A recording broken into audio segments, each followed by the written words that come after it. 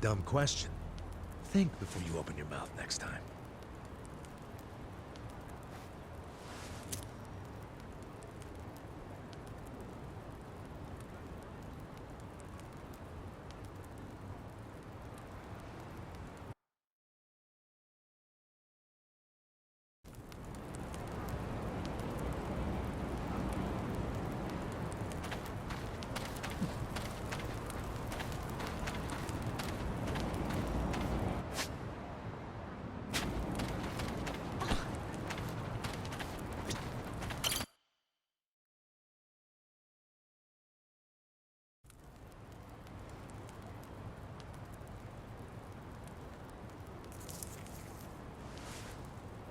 Ready to move on, Ogasawara-san? You and the young master got Bleach Japan off the ground. What came next? After he got it working on a national scale, he started Phase 2. He sought out media attention constantly. Another brilliant move. Press flocked from all over to interview the charismatic young man behind Bleach Japan. He was front and center every day. He even went on some talk shows. It helped that he had a great smile he was willing to flash at every camera. Seriously? What does it matter if you look good on TV or not? It matters a lot, even more than what you say. When it comes to popularity, looks are everything. Fine. Is this story anywhere close to the present day yet? Yes, actually. In 2010, Aoki ran for the House of Councilors. When he announced his campaign, he said he was leaving Bleach Japan. But that was only true on paper. Sure, we all know he still controlled it through you, his loyal dog. Come on, keep talking. With the endorsement of the Citizens Liberal Party, he won that election in a landslide. And 2 years ago, he ran for governor. Was that a landslide too? I wouldn't call it that. Why not? It was more than a landslide. His popularity was off the charts. He had loads of funding. On top of all that, the Arakawa family dug up dirt on all his rivals. Truthfully, it was basically impossible for him to lose. The election was practically a formality. And afterwards, he just kept riding the wave. 6 months post-election, he exterminated the Tojo clan with the Kamurocho 3K plan. Of course, he only pulled that off because the Arakawa family was feeding him Tojo secrets. Did that happen around the same time as this? Yes, and people loved him even more when they saw him wiping out the Yakuza. He hardly wiped out the Yakuza. The Tojo just got replaced by the Omi Alliance. That's true. Once the Tojo clan was gone, he opened the gates wide for the Omi. I imagine being made the acting captain of the Omi was a fitting reward. Why didn't the people complain about the Omi coming in? The Omi seizure of Kamurocho went down quietly. No mess, no fuss. Everyone just let the Omi slide peacefully onto the vacant throne. Did they even notice what was going on? I think they figured every town has its share of thugs, Tojo clan or not. As long as crime is low overall, they don't care if the thugs are Omi, or just lone actors. So Aoki's plan worked perfectly. Yeah. It was the rise of Arakawa, both father and son securing total power. The son is governor of Tokyo, and his daddy's the acting captain of Japan's largest gang. Pretty sweet deal, huh? Wait, hold the phone. What? Maybe society didn't care about the Omi invasion, but I bet the police did. You really trying to convince me the TPD stayed quiet during this whole thing? They did stay quiet. And trust me, they had their reasons. Like what? Well, in the absence of the Tojo clan, the power vacuum attracted all sorts of non-Yakuza gangs. They were two-bit thugs going on little crime sprees, trying to get while the getting was good. They had no connection to each other, no patterns, so the police didn't know what to do. Soon, the crime clearance rate in Kamurocho was taking a nosedive. But they knew if the Omi Alliance came in and took control, it would reduce the petty crimes. Plus, the governor would be able to liaise between the police and the Omi. It was a win-win. Ironic, isn't it? The cops wiped out the Yakuza only to find they needed more Yakuza. They weren't finished cavorting with criminals after all that. The commissioner's still taking Arakawa bribes. Huh? So according to you, the middleman between the cops and the Arakawa family is Aoki. So there's another three-way stalemate in Kamurocho. Only instead of the Ijin 3, this one has the cops, the governor, and the Yakuza. What the hell kind of point are you trying to make? The Omi didn't just stroll into Kamurocho. They had to have paid off the police commissioner. You don't know that for sure. Don't play dumb. If the police did nothing while the Omi replaced the Tojo clan, it's because someone at the top ordered them to. And Horonouchi ain't the type of guy to give that order for no reason. There was something in it for him. What proof do you have? I'm asking you for the proof. You gotta have something. Well? No, I don't. And I wouldn't know about it even if it does exist. After all, I'm just the governor's loyal dog, aren't I? Yeah, son of a bitch is what you are. Dachi-san, calm down.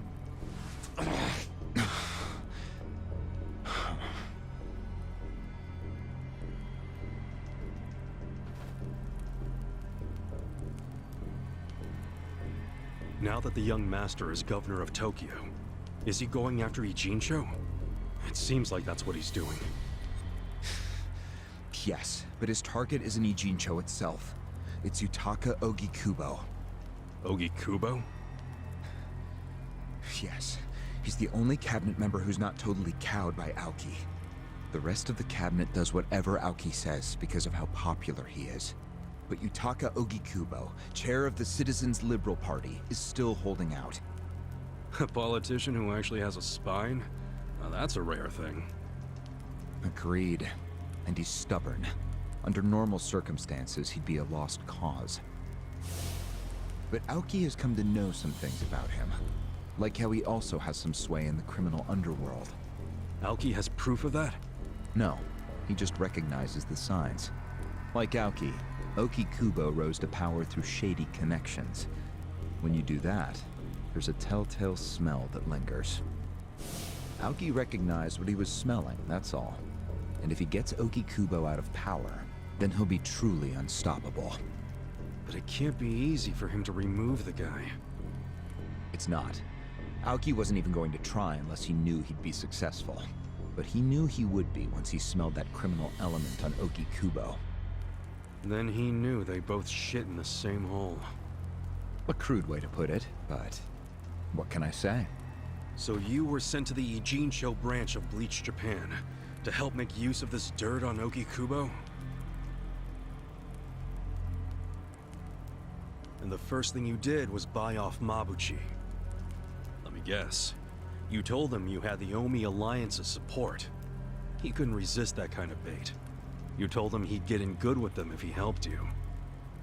Mabuchi's never liked the way Ijincho is divvied up among the Ijin 3. And with his high rank, he's the de facto leader of all the other members who also don't like it. Sounds like he was the perfect prey for you. Pray what you sent out to kill our boss, and made it look like a suicide. That murder got the Ijin 3 all riled up and suspicious of each other. Whose big-brained idea was that? It was Mabuchi's. He knew it would bring down the Great Wall. Myself, I was never one for murder. Oh yeah? Well, an innocent guy is still dead. If you didn't give the order, then someone above you did, right? Say it! It was your boss, Ryuuki, wasn't it? Yes, it was him. I told him about Mabuchi's plan. I didn't think he'd go for it because it was so risky. In fact, I proposed a different plan of my own. But unfortunately, he saw nothing wrong with Mabuchi's plan. He was willing to accept high risk for high return, and he was eager to get the jump on Ogikubo. The young master saw nothing wrong with killing a man?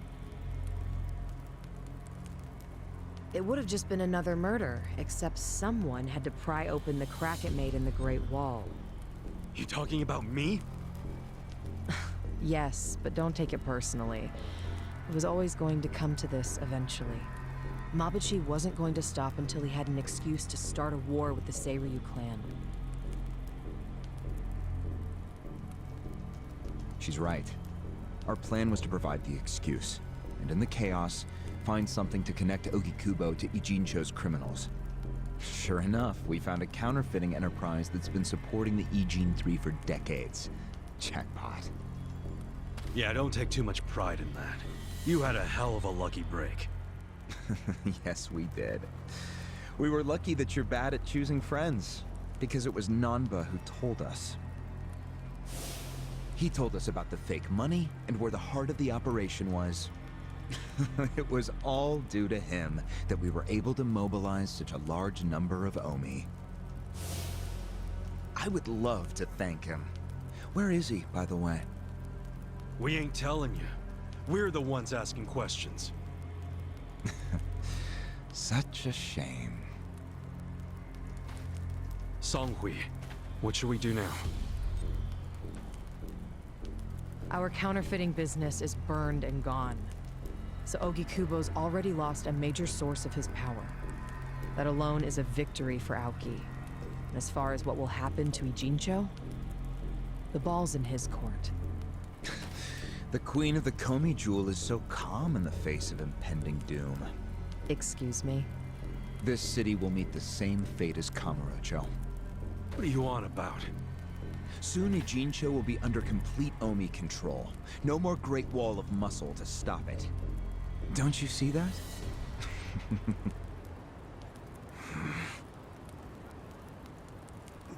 Hey! Hey! It's the Yakuza!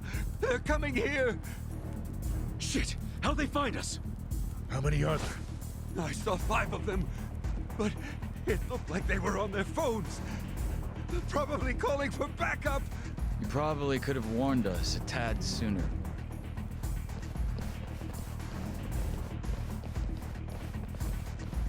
Hey, isn't he... I've got a sharp nose for rats, especially when they're all in one nest.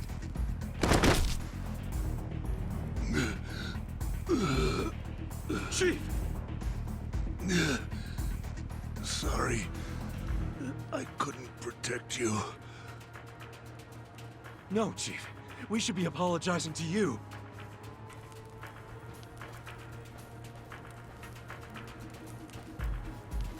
Hurry up and get me out of here, you guys! We will.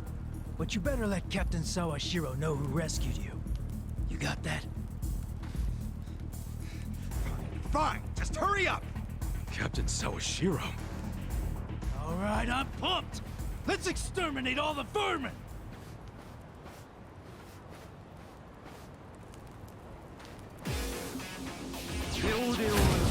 You're going down.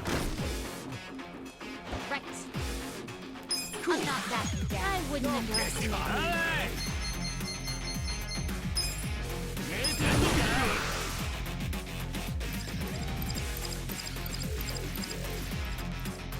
Let's get nutty!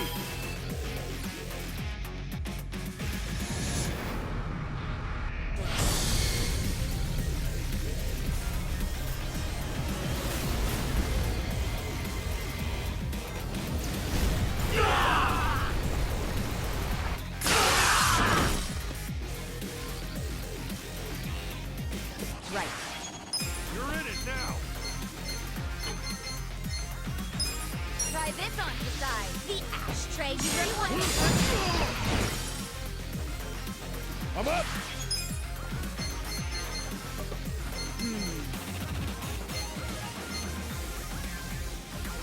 I got this! Let's go!